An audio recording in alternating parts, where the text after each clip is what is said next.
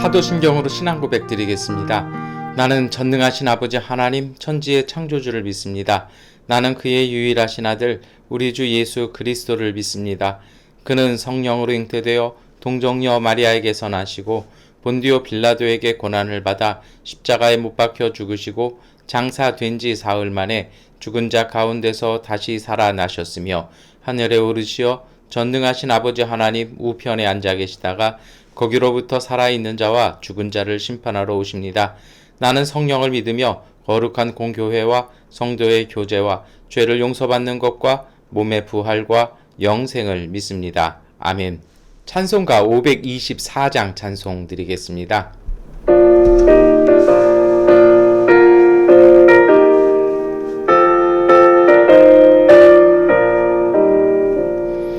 갈 길을 밝히 보이시니 주 앞에 빨리 나갑시다.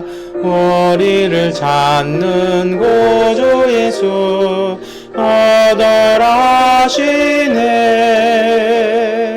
죄악 벗은 우리 영혼은 기뻐 뛰며 주를 보겠네. 하늘에 계신 주 예수를 영원히 섬기리. 우리를 오라 하시는 말 기쁘게 듣고 순종하세. 구주를 믿기 지체 말고 속속히 나가세.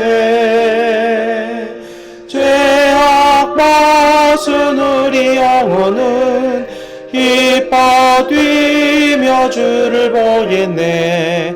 하늘에 계신 주 예수를 영원히 섬기리. 주 오늘 여기 계시오니 나와서 주의 말씀 듣세. 듣기도 하며 생각하니 참 진리시로다. 죄악 벗은 우리 영혼은 기뻐 뛰며 주를 보겠네. 하늘에 계신 주 예수를 영원히 섬기리. 고린도 후서 9장 8절부터 15절까지의 말씀 세번역번 성경으로 함께 읽겠습니다. 하나님께서는 여러분에게 온갖 은혜가 넘치게 하실 수 있습니다. 그러함으로 여러분은 모든 일에 언제나 쓸 것을 넉넉하게 가지게 되어서 온갖 선한 일을 얼마든지 할 수 있습니다. 이것은 성경에 기록한 바 그가 가난한 사람들에게 아낌없이 뿌려주셨으니 그의 의가 영원히 있다 한 것과 같습니다. 심는 사람에게 심을 씨와 먹을 양식을 공급하여 주시는 하나님께서 여러분에게도 씨를 마련하여 주시고 그것을 여러 갑절로 늘려주시고 여러분의 의의 열매를 증가시켜 주실 것입니다. 하나님께서 여러분을 모든 일에 부유하게 하심으로 여러분이 후하게 헌금을 하게 될 것입니다. 우리가 여러분의 헌금을 전달하면 많은 사람이 하나님께 감사를 드리게 될 것입니다. 여러분이 수행하는 이 봉사의 일은 성도들의 궁핍을 채워줄 뿐만 아니라 많은 사람들로 하여금 하나님께 감사를 넘치게 드리게 할 것입니다. 여러분의 이 봉사의 결과로 그들은 하나님께 영광을 돌릴 것입니다. 그것은 여러분이 하나님께 순종하여 그리스도의 복음을 고백하고 또 그들과 모든 다른 사람에게 너그럽게 도움을 보낸다는 사실이 입증되었기 때문입니다. 그들은 또한 여러분에게 주신 하나님의 넘치는 은혜 때문에 여러분을 그리워하면서 여러분을 두고 기도할 것입니다. 말로 다 형언할 수 없는 선물을 주시는 하나님께 감사합니다. 아멘. 네, 오늘 아침에 고린도후서 9장 8절부터 15절까지의 말씀 읽으셨습니다. 원래 이 구절은요, 보통은 이렇게 헌금에 대한 구절이고요. 오늘 그래서 본문 중에도 보면 헌금에 대한 이야기가 나오지 않습니까? 제가 자꾸 이 헌금에 대해 관련된 설교는 제가 잘 하지 않았는데요. 근데 오늘 본문은 제 지난 주간에 이렇게 있는데 정말 이 말씀이 너무 마음에 와서 닿고 감동이 되었던 것 같아요. 그래서 제가 아마 이 본문으로 우리 교회 가족들하고 이렇게 말씀을 나누는 건 처음일 것으로 생각을 합니다. 여러분, 원래 그 고린도후서 9장 우리가 읽지 않았던 앞부분은요, 이 뭐 적게 심은 자는 적게 거두고 많이 심은 자는 많이 거둘 것이다. 그래서 주중에도 말씀을 드렸습니다만, 뭐 헌신 예배 때나 뭐 교회 건축 헌금할 때나 뭐 이런 작정 헌금할 때 본문에, 그리고 헌금 봉투에 많이 이렇게 써 있던 말씀이기도 합니다. 그런데요, 그 사도 바울이 과연 그 얘기하려고 이 본문 썼을까요? 저는 그렇지는 않은 것 같아요. 여러분, 저도 목회하면서 이렇게 느끼는 것이 있습니다. 우리가 현대 사회를 살다가 보면요, 이 세상을 부정할 수는 없거든요. 우리는 또 여기서도 삽니다. 우리가 하나님 나라 안에 살지만 이 땅 위에 발을 두고 있죠. 그래서 칼바르트가 하나님은 하늘에 인간은 땅 위에라는 유명한 말을 하면서 이렇게 현대신학의 어떤 판도를 바꿔놓기도 했는데요. 중요한 건 뭐 바르트의 그 말이 아니고, 우리가 살면서 이 사회의 모양은 거부할 수는 없어요. 우리가 살고 있는 현대 사회는 어쩔 수 없이 자본주의적인 체계고 물질의 영향을 받습니다. 그래서 돈 없으면 사실은 어렵죠. 뭐 한 끼 식사하기도 이렇게 어렵지 않습니까? 그걸 부정할 수는 없어요. 그러나 신앙은 어떤 것이냐면요, 우리가 땅 위에 살지만 하늘에 계신 하나님께서 오늘 우리 안에 오셨다라는, 그리고 그 하나님이 나라가 먼 곳에 있는 것이 아니라 오늘 너희 안에 있다라는 주님의 말씀처럼 그리스도를 주라고 믿고 고백한 사람들에게는 하나님 나라의 영역이 같이 공존하고 역사한다라는 것입니다. 이게 뭐 말도 안 되는 그런 얘기 아니냐고요? 사실 이게 말이 안 되는 얘기가 아니에요. 제가 가끔은 이렇게 뭐 양자역학도 말씀드리고 뭐 그런 얘기 이렇게 제가 드려요. 그런데 사실은 과학이라는 것이요, 그래요. 그러니까 내가 살고 있는 세상의 그 모든 관계와 근간을 설명하는 거거든요. 그러니까 F는 ma, 뉴턴의 만율력이잖아요. 이거는요, 이게 힘의 상관관계에 따라 움직여지는, 그러니까 어떻게 보면 이제 근대 이후의 세계의 어떤 힘을 가진 자가 모든 걸 주관하는, 그것이 혈연이나 뭐 혈통이나 아니면 이런 것이 아니라 실질적인 힘을 가진 자가 세계를 주도하고 힘이 없는 사람은 그 밑에 딸린다라는 그 당시에 이런 관계들을 보여줬거든요. 그리고 나서 뭐 E는 mc제곱, 아인슈타인의 상대성 원리잖아요. 근데 그 힘이라는 게 서로 간의 그 관계와 상호적인 관계 속에서의 또 기준이라는 거죠. 언뜻 보면 이게 힘인 것 같지만 저렇게 보면 별것도 아닌 거고, 뭐 이렇게 해서 복잡성인 사회, 그런 걸 얘기하거든요. 그래서 제가 굳이 이 아침에 이 말씀 드리는 이유가 있습니다. 현대 사회에서도요, 우리가 살고 있는 차원을 우리는 보통 뭐 3차원, 4차원 여기까지 생각하잖아요. 근데 수학자들은 이거를 몇 차원까지 생각하고 지금 얘기하냐면, 현대 사회가 존재하려면 9차원까지 있어야 된다라는 얘기를 해요. 이게 이제 뭐 물리학에서 나오는 얘기고 뭐 이러는 얘기들인데요. 그러니까 어떤 얘기예요? 오늘 우리가 살아가지만 우리 사회 안에도 우리가 느끼고, 사실 우리가 느끼는 거는 3차원밖에는 이해를 못 하거든요. 근데도 과학은 뭐라고 얘기하냐, 벌써 이게 9차원까지 있어야 지금 우리가 사는 이 세상이 존재할 수 있다라고 현대 물리학은 그렇게 얘기를 해요. 그러면 여러분, 하나님의 나라의 그 차원은 그 9차원을 넘어서는 거거든요. 그것은 우리 안에 실제합니다. 제가 괜히 어줍지 않은 그 과학의 이야기로 하나님 나라를 설명했는데요. 굳이 제가 말씀드리고 싶은 건 이겁니다. 오늘 우리 안에도 하나님 나라의 다스림과 그 힘과 능력은 우리 안에 역사한다라는 것입니다. 요즘 제가 밤마다 특별히 꼭 비자 허가 나오는 걸 가지고 계속 이렇게 기도하면서 이렇게 있는데요. 솔직히 잠을 잘 못 잘 정도로 거의 철야하다시피 요새 이렇게 기도하고 있습니다. 빨리 가야 할 것 같아서 제가 양곤에 가서 빨리 해야 할 일들이 있어서 열심히 기도하고 있는데, 이렇게 기도합니다.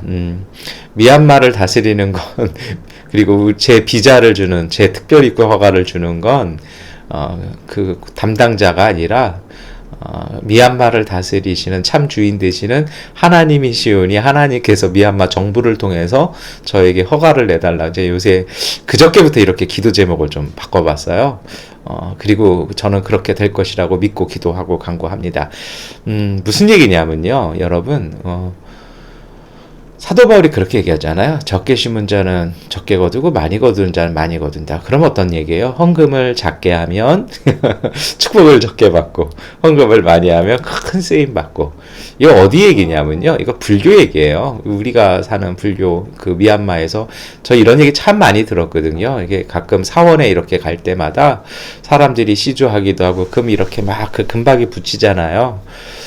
그런데 이제 어떤 그 아주머니가 이제 아들들이 와서 하는 얘기가, 아이고 너는 부잣집에 태어났으면 참 많이 판으로 가서 붙여서 다음 생에 더 좋아할 걸, 가난한 집에서 이것밖에 못 붙이니, 그러면서 그래야 그나마 다음 생이라도 조금 나아지기 위해서 붙인다 하면서 그렇게 아들하고 이렇게 아주머니가 붙였어요. 그러니까 그 스님 그 접수하는 데다가 딱 갖다 내면서 이제 그 아주머니가 하는 얘기를 이렇게 들었습니다. 이게 뭐예요? 불교는 업보주의, 물량, 어떻게 보면 이게 굉장히 물질주의적인 거죠. 이렇게 뭔가를 인간이 뭘 많이 해야 되는 거예요. 근데 이게 교회 안에서 이런 비슷하게 이 말씀을 이해하면 좀 아니지 않겠습니까? 그리고 사도 바울이 정말 그렇게 얘기를 했을까요? 성경을 읽으면서 가장 무서운 것이 이렇게 머리 자르고 이렇게 자르는 겁니다. 아니면 다 뒤에 잘라버리고 앞에만 딱 보는 거거든요. 오늘 말씀에 이런 말씀이 있어요. 우리가 읽었던 8절에도 뭐라고 얘기합니까? 8절부터 이것을 뒤집는 얘기가 나오죠. 우리가 통상적으로 하는 이야기가 나옵니다. 그것이 무엇입니까? 우리 8절 말씀 함께 읽겠습니다. 하나님께서는 여러분에게 온갖 은혜가 넘치게 하실 수 있습니다. 그러하므로 여러분은 모든 일에 언제나 쓸 것을 넉넉하게 가지게 되어서 온갖 선한 일을 얼마든지 할 수 있습니다. 무슨 말씀이에요? 아유, 사실 그래요. 뭐 누구는 적게 하고 싶나요? 그렇잖아요. 근데요, 여러분, 오늘 사도 바울이 놀라운 하나님을 증언합니다. 뭐예요? 하나님은 온갖 은혜가 넘치게 하셔서 모든 일에 넉넉하게 하게 할 것이라는 것입니다. 그러니 뭐 적게 거둔다, 뭐 많이 한다, 뭐 적게 심는다, 많이 심는다, 이럴 의미가 별로 없다라는 거예요. 왜 그럴까요? 그러려면 좀 다 주시면 되지 않을까요? 근데 왜 우리는 항상 제약을 경험할까요? 10절 말씀 우리가 함께 읽겠습니다. 심는 사람에게 심을 씨와 먹을 양식을 공급하여 주시는 하나님께서 여러분에게도 씨를 마련하여 주시고 그것을 여러 갑절로 늘려주시고 여러분의 의의 열매를 증가시켜 주실 것입니다. 오늘의 본문은 바로 이 말씀입니다. 여러분, 오늘 이 말씀을 이 금요일 날 하루 종일 한 주를 마감하고 다음 주를 준비하시면서 마음에 심고 마음에 적고 마음에 기록하여 묵상하시기를 권면해 드립니다. 무슨 말씀이냐면 제가 요 말씀 때문에 앞에 제가 정말 우습지도 않은 과하게 얄팍한 이야기를 막 말씀을 드린 건데요. 우리는 자꾸 우리 신앙을 우리가 사는 세상의 영향 무시할 수 없다고 말씀드렸잖아요. 인정해야 돼요. 그래서 우리는 신앙생활도 돈이 있어야 된다고 생각하고 물질에 따라 우리가 달라진다고 생각하고 힘에 의해서 달라진다고 생각을 했습니다. 그게 사실은 현대 세상을 구축했던 F는 ma나 E는 mc제곱 같은 세상을 움직이고 규명하는 그런 정리들이었습니다. 그런데 놀라운 건요, 이 정리가 현재는 깨졌다라는 겁니다. 이게 다는 아니다라는 거예요. 제가 드린 얘기 뭐냐면요, 그것이 세상이 그런다라고 우리 생각하지만 이것 때문에 차원 얘기하고 제가 이런 얘기 해드린 건데요. 오늘 우리 안에는요, 하나님의 역사와 하나님의 은혜와 하나님 나라의 놀라운 능력이 우리 안에 임재하셔서 우리 안에 일하신다라는 것입니다.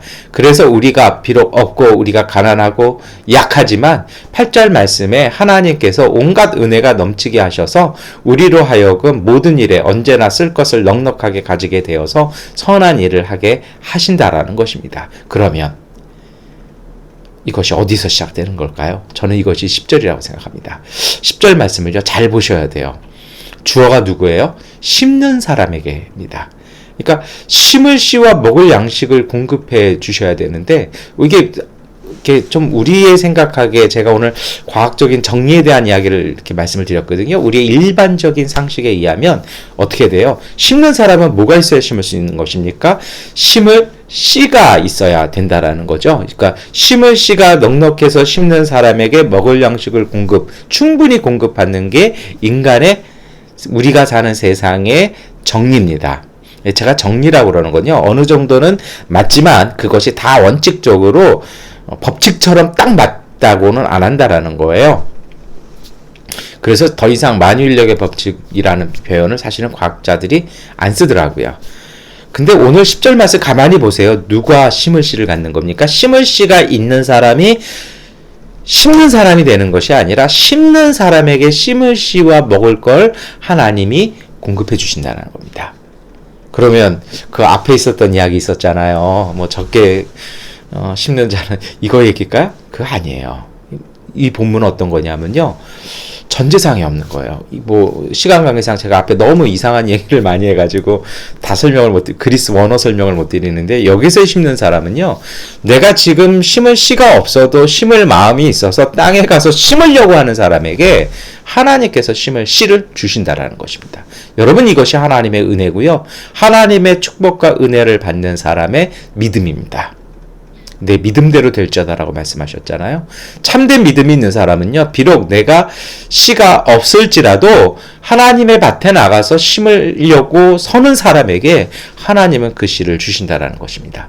사실 오늘 찬송을 제가 이것 때문에 거들이로다 새벽부터 우리 이걸 찬송하려다가 일부러 바꿨어요. 왜 그랬냐면요, 이유가 있습니다. 이런 사람은요, 목적이 있어요. 그것이 무엇입니까? 오늘 우리가 8절 말씀 굉장히 많이 읽었거든요. 하반절에 어떤 얘기가 있습니까? 온갖 선한 일을 얼마든지 할 수 있습니다. 많이 거두는 목적이 있다라는 거예요. 그것이 무엇입니까? 선한 일을 하기 위해서라는 것입니다. 그리고 오늘 이 말씀도 그래요. 그렇게 해서 정말 심을 마음이 있는 사람에게 하나님이 씨도 주시고 해주시잖아요. 그렇게 해서 주시는 것에 목적이 있다라는 것이죠. 어떤 것입니까? 우리 12절, 13절 함께 읽겠습니다. 여러분이 수행하는 이 봉사의 일은 성도들의 궁핍을 채워줄 뿐만 아니라 많은 사람들로 하여금 하나님께 감사를 넘치게 드리게 할 것입니다. 여러분의 이 봉사의 결과로 그들은 하나님께 영광을 돌립니다. 그것은 여러분이 하나님께 순종하여 그리스도의 복음을 고백하고 또 그들과 모든 사람에게 너그럽게 도움을 보낸다는 사실이 입증되었기 때문입니다. 여러분, 이 심는 사람은요, 무엇을 심어 나가는 거냐면요, 단순히 내가 좀 어떻게 돈을 벌어볼까? 이게 아니에요. 정말 그리스도의 복음을 가지고 하나님의 은총을 가지고 이웃과 더불어 함께 살기 위해서요, 이웃을 위해서 정말 심는 사람이라는 것이죠. 그래서 그런 사람들을 통해서 하나님은 복되게 하시고 넉넉하게 하신다라는 것입니다. 그리고 그 사람이 그 거둔 것을 자기가 소유하고 집착하는 것이 아니라 이제 영적으로 심는 거죠. 어떻게 하는 것입니까? 어려운 사람들에게, 어려운 이웃들에게 도와준다라는 것이죠. 그들이 감사하는 것은요, 물론 도와줬으니까 감사할 수도 있어요. 그런데 그들이 진정으로 감사하는 것은 무엇입니까?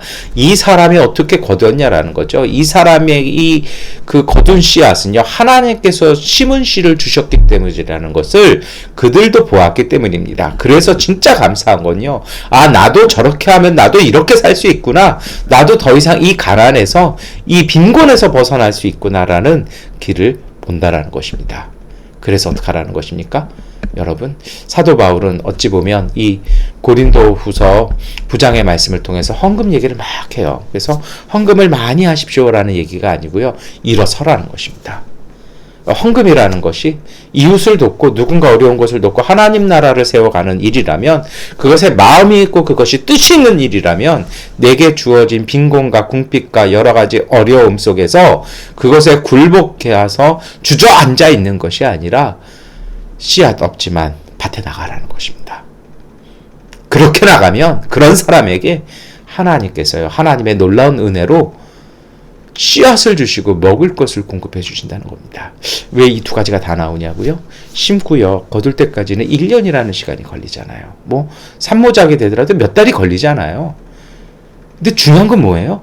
그렇게 마음에 심을 마음이 있어서 그 하나님의 거룩한 소망이 있고 그 거룩한 열정이 있어서 그 앞에 내게 있는 주어진 가난과 부재와 빈곤 속에 주저앉아 있는 것이 아니라 일어나서 그 믿음의 자리로, 그 부르심의 자리로 나가는 사람들에게 하나님께서 은혜 주신다는 것입니다. 여러분, 그래서 진정하고 참된 씨앗은요, 바로 이것입니다. 마음으로 믿고 일어서서 심는 것입니다. 심는 자리에 나가서 심는 것입니다. 그러면요, 여러분, 떨어진 씨앗이라도 주워서 심을 수 있고요. 그렇게 하면 하나님의 놀라운 그런 길과 방법들과 은혜들이 생겨서 우리에게 넉넉한 것을 거두게 하시는 것이 바로 하나님 주신 은혜의 고백입니다. 그리고 사실 이것이요, 복음입니다. 여러분, 이러한 삶을 살아가는 사람을 통해서 진정한 복음이 전해지는 것입니다. 우리 14절 말씀 함께 읽겠습니다. 그들은 또한 여러분에게 주신 하나님의 넘치는 은혜 때문에 여러분을 그리워하면서 여러분을 두고 기도할 것입니다. 여기에서요, 여러분을 두고 기도한다라는 것이요, 여러분을 위해서 기도합니다. 여러분, 그게 아니에요.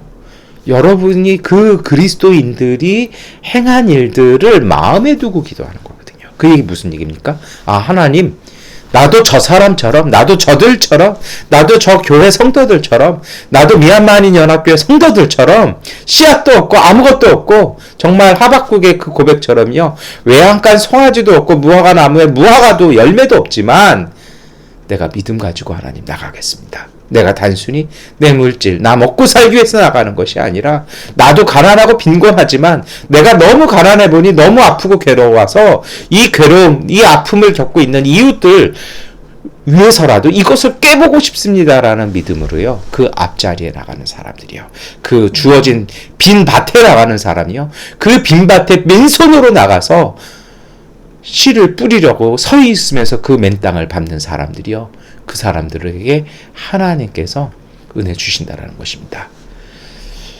며칠 전이었습니다. 특별히 그거가 때문에 또 처리해야 될 양권에 좀 이렇게 일들이 많이 생겨서 빨리 가야겠다는 거에 불안하고 조바심이 나잖아요. 근데 그 틀어놓은 찬양 가사에 이런 가사가 있더라고요. 주님께서 일하시네, 아마 제목이 이랬던 것 같아요. 해진 길끝, 아무도 없는 광야 끝, 그곳에 처했을 때 주님이 당신을 위해 일하는 시간입니다. 아마 가사 내용이 이런 의미였던 것 같아요. 제가 원래 기억력은 별로 좋진 않잖아요. 여러분, 그게 맞는 것 같아요. 내 손에 아무것도 없지만 그 믿음, 그 소명, 그 감동 따라요, 하나님의 밭에 설 때 그 모든 것의 주인 되신 하나님께서 하나님의 놀라운 은총을 통해서 우리에게 씨앗을 주십니다. 그 하루의 노동을 끝내고 돌아온 오늘 우리에게 필요한 양식도 주시고, 그것을 통해서 우리는 이웃과 더불어 하나님 나라의 기쁨을 체험하게 되는 것입니다. 저는 이것이 오병이어의 은총이라고 생각합니다. 여러분, 이 오병이어의 은총, 이것이 오늘 우리의 삶에 지속됩니다. 그것이 바로 하나님 나라의 법칙입니다. 그리고 하나님의 은총이었고 약속이고 우리가 믿는 복음입니다. 이 복음으로 승리하시는 하루 되시기를, 그리고 오늘 승리하기에, 오늘 심었기에 내일이 풍요롭고 그 다음 내일이 행복해지는 하나님의 축복 누리는 복된 하루 되시기를 축원합니다. 기도하겠습니다.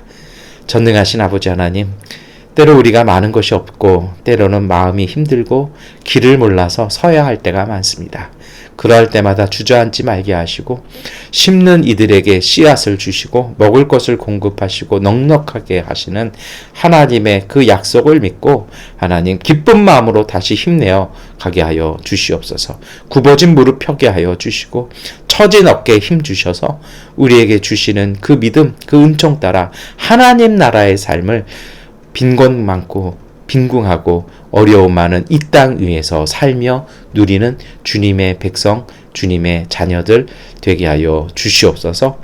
예수 그리스도의 이름으로 기도드립니다. 아멘. 하나님께 기도하는 시간 갖도록 하겠습니다.